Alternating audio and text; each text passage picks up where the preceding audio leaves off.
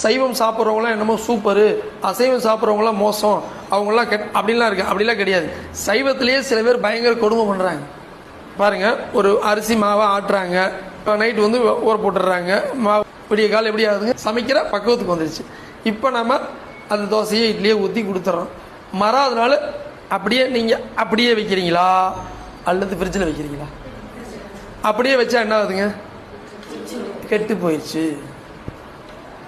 இப்போ ஒரு நாளாக இருந்தால் கூட பரவாயில்லைங்க, ஃப்ரிட்ஜில் வச்சு வச்சு வச்சு வச்சு வச்சு ஒரு வாரம் அவர் வீட்டில் உள்ள அத்தனை பேரையும் டார்ச்சர் பண்ணிட்டு, எங்கள் வீட்டில் உள்ள அத்தனை பேரும் நோயாளியாக இருக்கிறாங்க, நான் நல்லா தாங்க சமைச்சு கொடுக்குறேன், நான் டெய்லி ஃப்ரெஷ்ஷாக தோசை சுட்டு கொடுக்குறேங்க, விதவிதமான தோசை கொடுக்குறேங்க, சட்டியில் என்ன இருக்குதோ அதானுங்க அகப்பையில் வரும்.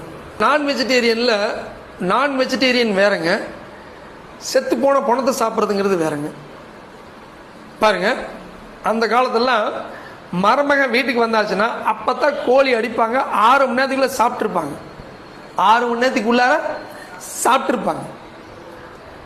நீ ஊர்களுக்கெல்லாம் போங்க, ஆடு வெட்டின உடனே 20 குடும்பம் இருக்கும், 20 குடும்பம் கூறு போடுவாங்க, 6 மணி நேரத்துக்குள்ள அது என்ன ஆயிருங்க, சமையலுக்கு போயிடும், சாப்பிட்டுருப்பாங்க.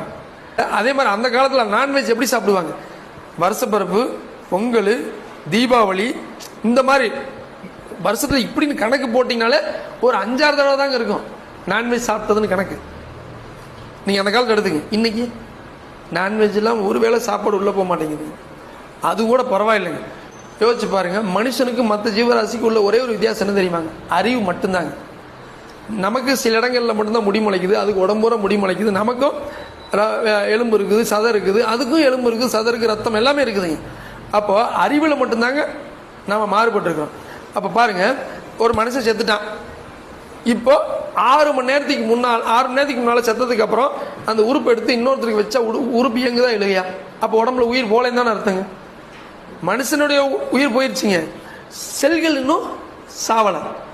அப்போ அந்த ஜீவராசிக்கு அதே நிலைமை தாங்க, அதே நிலைமை தான். அந்த செல்கள் 6 மணி நேரத்துக்குள்ள நீங்க சாப்பிட்டீங்கன்னா அதற்கு பெயர் அசைவ உணவு. 6 மணி நேரத்துக்கு அப்புறம் சாப்பிட்டீங்கன்னா அதுக்கு பேரு அழுகி போன பணம். அதே சாப்பிட்டுட்டு ஆரோக்கியத்தை எதிர்பார்க்க கூடாது. தப்பா எடுத்துக்காதீங்க. நான் அசைவம் வேண்டான்னு சொல்லல, சைவம் வேணும் எதுவுமே நான் சொல்லல, எல்லாமே ஓகேங்க.